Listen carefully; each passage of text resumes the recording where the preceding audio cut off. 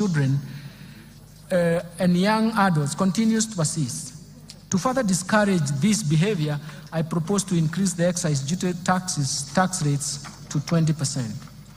Mr. Speaker, in line with research findings commissioned by the National Treasury on the taxation of alcoholic beverages, I propose to review the excise duty structure on wines and beer from specific rates per litre to the rate of Kenya shillings 22 shillings and 50 cents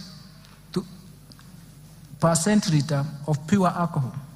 In other words, we want to start taxing alcohol beverages on the basis of alcohol content.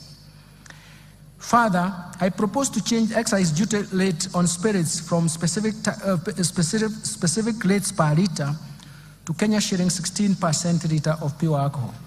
This new structure of taxation based on alcoholic content does not distort the markets, and does not affect the investment decision, and it is expected to encourage responsible consumption behavior of these alcoholic beverages.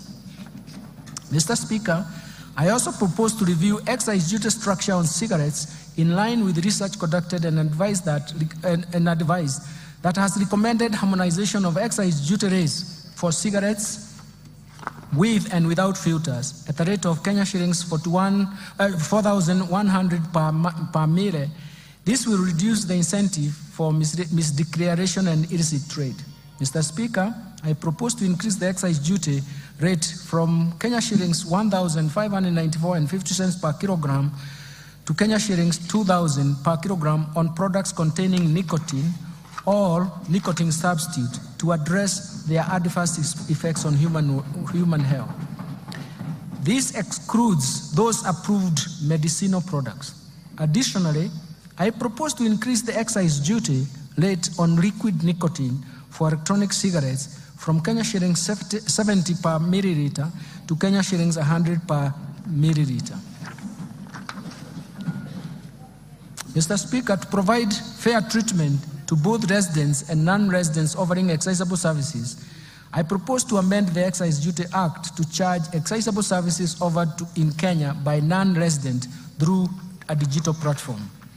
Mr. Speaker, the Finance Act introduced excise duty on fees charged on advertisement of alcoholic beverages, betting, gaming, lotteries, and prize competition on TVs, print media, billboards, and FM stations. This resulted to a shift in choice of advertisement platform from the traditional media to internet and social media. To create a level playing field and to achieve the intended purpose, I propose to expand the scope of this tax to include fees charged on internet and social media advertisements. Mr. Speaker, in order to enhance the administrative efficiency in the issuance of excise licenses to persons dealing with excisable goods or services, I have proposed an amendment to provide for issuance of licenses within 14 working days upon receipt of all required valid documents by the Commissioner. Mr. Speaker, the Finance Act 2023 introduced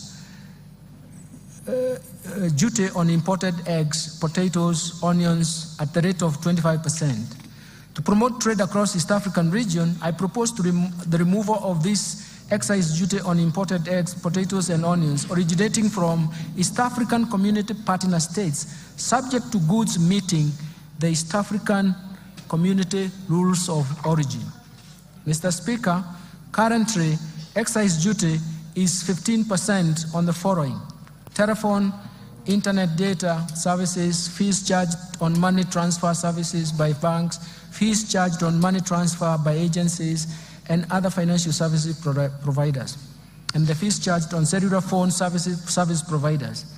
I propose to retain the excise duty rate of 15% on fees charged on money transfer services by cellular phone service providers to benefit retail electronic payments ecosystem.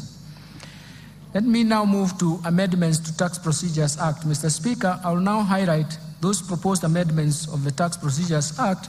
Currently, there is no validity period for the agency notices issued for enforcement of correction of unpaid taxes. This gap often leads to tax disputes and delayed revenue correction. To address this, I propose to amend the Tax Procedures Act to provide 1 year validity period for agency notices. Mr. Speaker, in order to align the timelines for claiming VAT and in the Tax Procedures Act and VAT Act, I propose to delete the reference on timeliness for claiming refunds under VAT Act, so that the applicable timeline is the 6 months that is provided under the Tax Procedures Act. Mr. Speaker, currently registered manufacturers whose value of investments is in the preceding year, in the preceding 3 years is at least 3 million, are exempted from withholding tax. In order to promote equity and create fairness to all manufacturers, I propose to amend the Tax Procedures Act to remove this exemption. Mr. Speaker, I propose to amend the Tax Procedures Act